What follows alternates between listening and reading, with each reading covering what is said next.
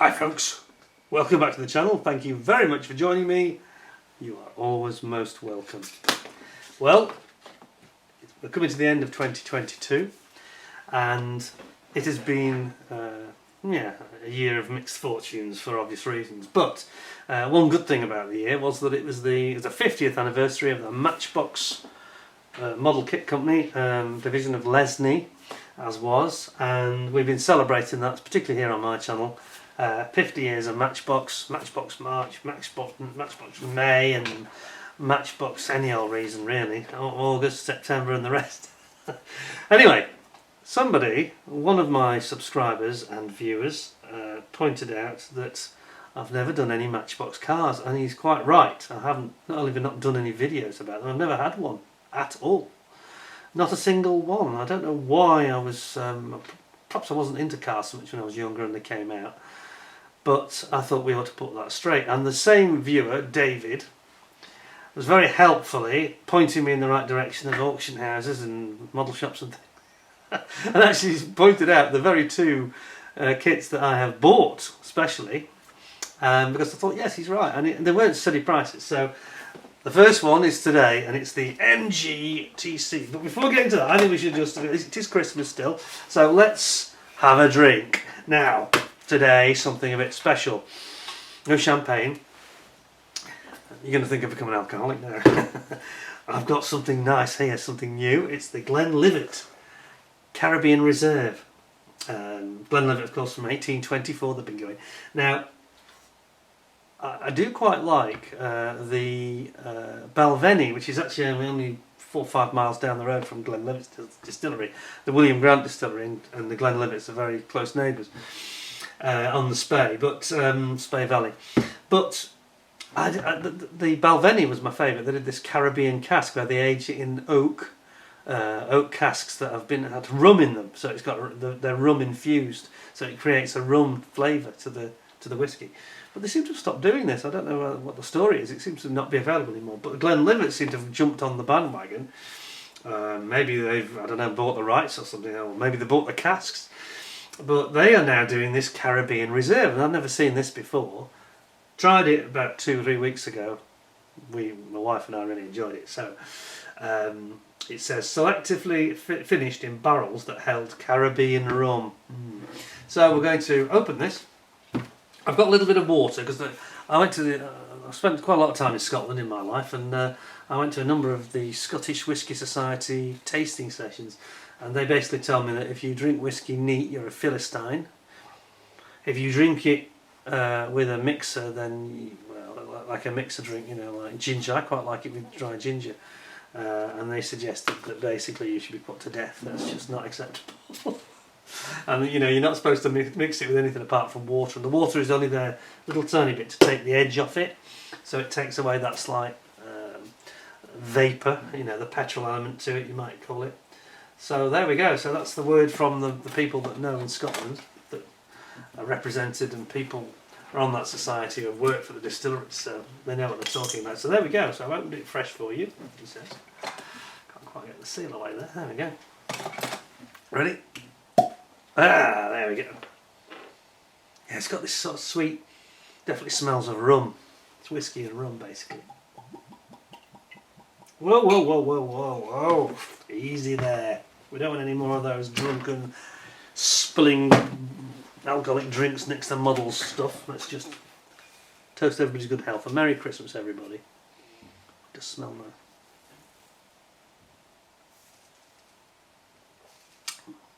Oh yes, it's really nice. It's got a richness and a flavour to it. It's light. Very nice, very nice. So that's Glenlivet Caribbean Reserve. Anyway, back to the models, that's what you came here for. So let's zoom in and have a look at this. A Matchbox car. This is going to be something really completely new for me. Nice way to finish the 50th anniversary year of Matchbox kits. So let's have a look.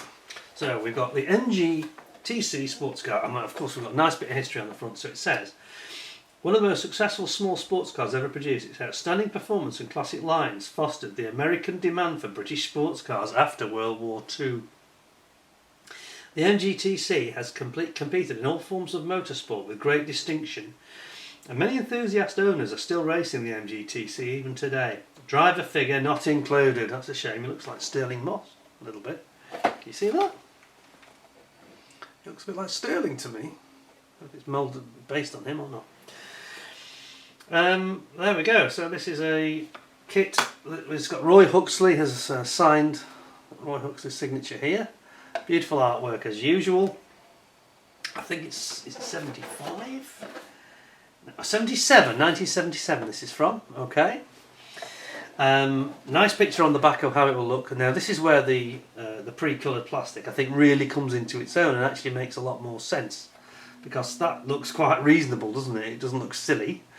Yeah, that would make sense to have brown for the leather parts and the roof cover, the hood, and they've got some silver and red for the rest. That's absolutely fine.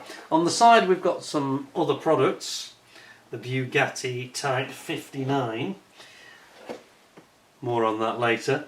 And then we've got John Surtees and Surtees TS16 and the Jaguar SS 100. Wow, classic automobiles. Now on the other side we have got this nice artwork graphic. Oh, it's got an engine, removable bonnet, detailed engine and a choice of erected or folded hood. Wow. Wow, now this is in very good condition, I've got to say, although I've just noticed that just out of shot here there's a little piece of the original tape has floated off. Never mind. Let's have a look then. See what we got. Which is the easiest way to look. Oh, a little bit of a rip then. Dear, I didn't tell me. Correct that later.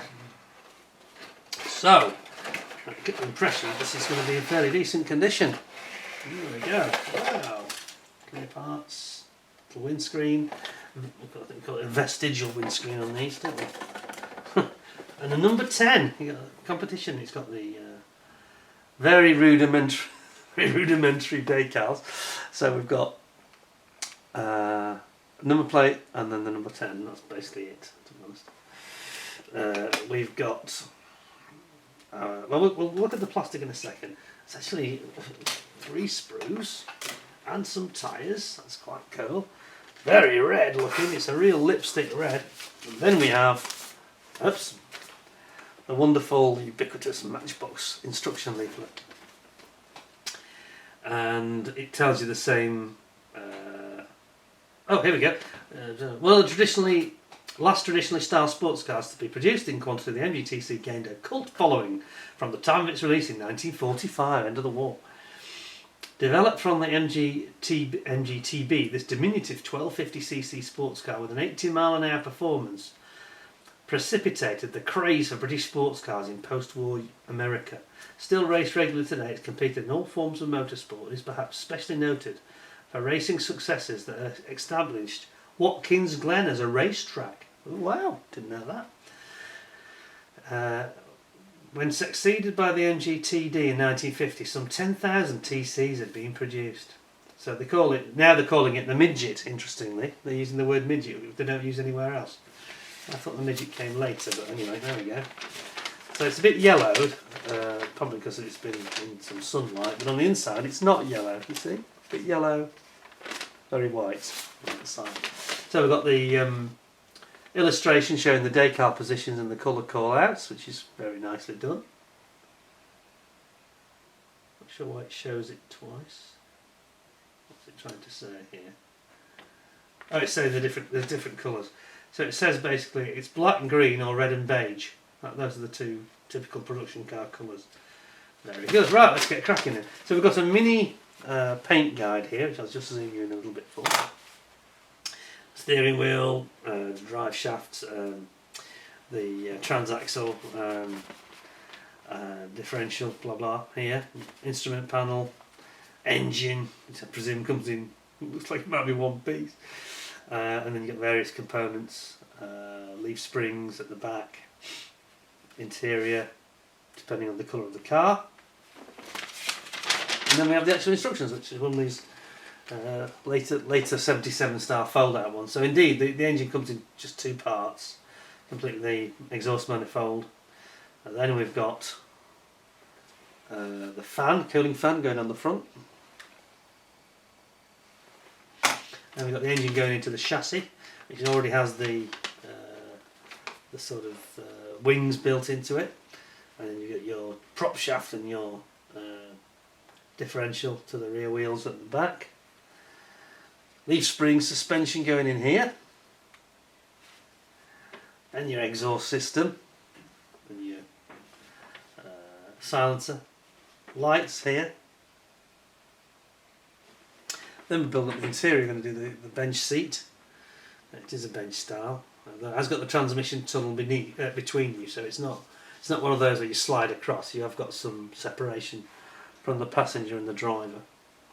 And then you've got your doors and your instrument panel, the front bulkhead going in here, and then you've got side doors built into the sort of rear wings, all as one. Because it's all at the back, isn't it? You've got all the engine at the front and all the passenger areas at the back. It's almost like trying to think. I was going to say Porsche 911, but that's the other way around, really, isn't it? But yeah, it's a bit strange that you've got this seating compartment right quite rearward, almost over the rear wheels. And here is that. You've got the wheel arches going on, the rear trunk going on.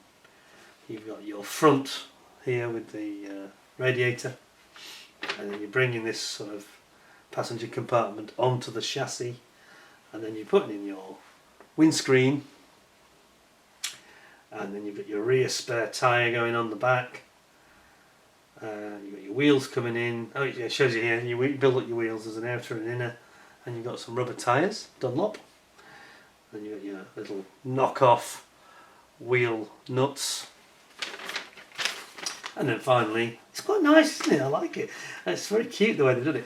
So you've got this, the bonnet and the side vents, side panels, and then ultimately you've got your hood going on with some supports.